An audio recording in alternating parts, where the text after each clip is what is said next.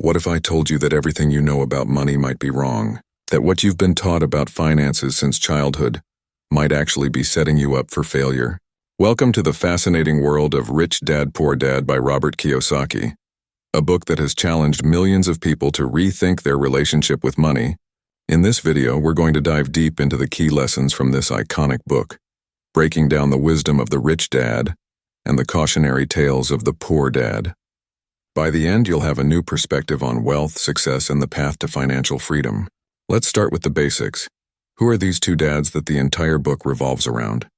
Robert Kiyosaki introduces us to two father figures in his life: his real dad, whom he refers to as his poor dad, and the father of his best friend, Mike, whom he calls his rich dad. Now, don't be fooled by the labels. When Kiyosaki says poor dad, he's not talking about someone who's destitute or struggling on the streets. In fact, his poor dad is well educated, with a stable job in the government. He's the kind of person who believes in working hard, getting a good education, and climbing the corporate ladder. Sounds familiar, right? This is the path most of us are taught to follow. But here's the kicker.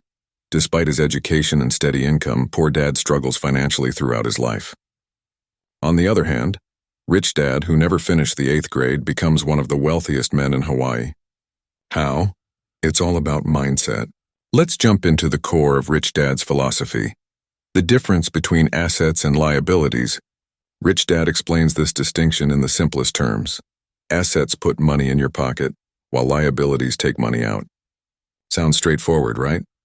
But here's where most people, like poor dad, get it wrong.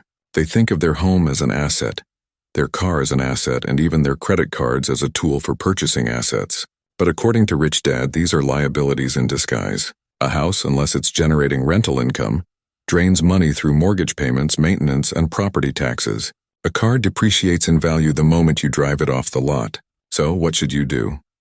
Rich Dad advises focusing on building a portfolio of true assets, things like rental properties, stocks, bonds, and businesses that generate income even when you're not actively working. This shift in perspective is crucial.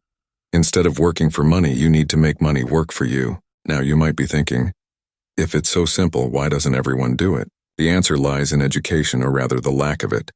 One of the book's strongest points is its criticism of traditional education systems. Schools teach us to be employees, not entrepreneurs or investors. We learn how to read, write, and calculate, but not how to manage money. Rich Dad stresses that financial education is the foundation of financial freedom. It's not enough to earn money. You need to know how to keep it and make it grow. This includes understanding concepts like taxes, debt, and investment strategies, topics that are rarely covered in a conventional classroom. Kiyosaki introduces the concept of the rat race, the cycle of waking up, going to work, earning money, and then spending it all on bills and other expenses. This cycle keeps you trapped in a never-ending loop. The only way out? Financial literacy. Another key lesson from Rich Dad is the idea of working to learn, not just to earn. Rich Dad encourages Kiyosaki to take jobs not for the paycheck, but for the skills and experience they offer. This is a radical departure from the poor dad's mindset, which is all about job security and salary. Kiyosaki learns about sales, marketing, and investing not in a classroom, but in the real world. He takes jobs that teach him about how businesses operate, how to negotiate deals, and how to manage finances. These are skills that serve him well throughout his life, allowing him to build wealth and financial independence. Rich Dad's advice here is clear.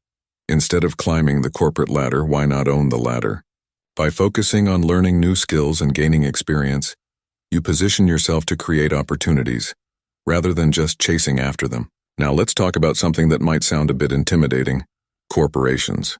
Rich Dad was a big advocate of using corporations as a tool for financial success. This isn't about starting a giant company or becoming a corporate tycoon. It's about understanding the advantages that corporations offer, especially when it comes to taxes. Rich Dad explains that the rich don't pay taxes the same way the poor and middle class do. This is because they use corporations to legally reduce their tax liabilities. When you work for a company, your income is taxed before you even see it. But if you own a corporation, you can earn, spend on business expenses, and then get taxed on what's left. This is a significant advantage that can help you build wealth more effectively.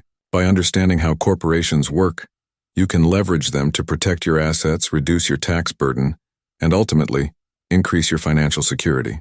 This might be one of the most critical lessons in the book. Mind your own business. Now, this isn't just about starting your own business, though that's certainly part of it. It's about taking control of your financial future. Rich Dad emphasizes that even if you have a job, you should always be building and managing your own assets on the side.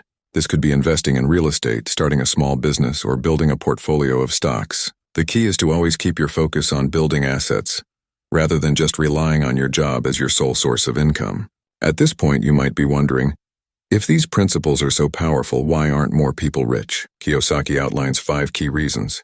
Fear. The fear of losing money can be paralyzing. People are afraid to take risks, which often leads to missed opportunities. Cynicism. Many people are skeptical about new ideas or opportunities. This cynicism can prevent them from taking action. Laziness. It's easy to become complacent, especially if you're comfortable. But laziness is the enemy of wealth. Bad habits.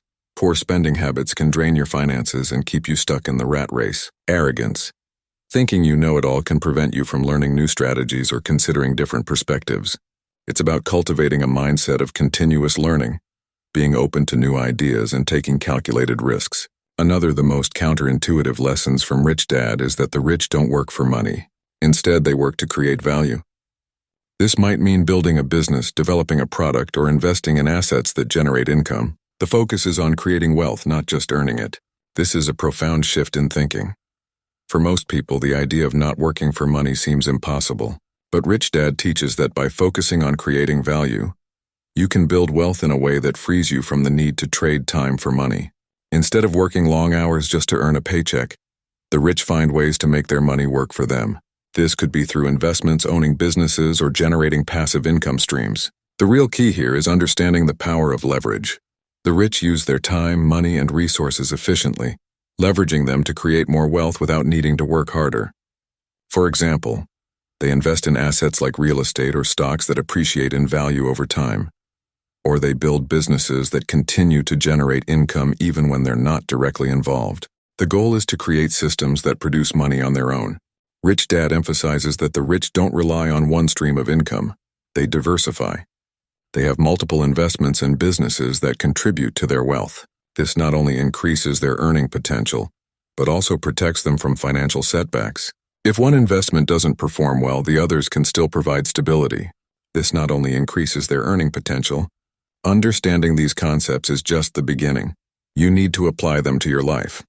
Start by educating yourself on financial literacy.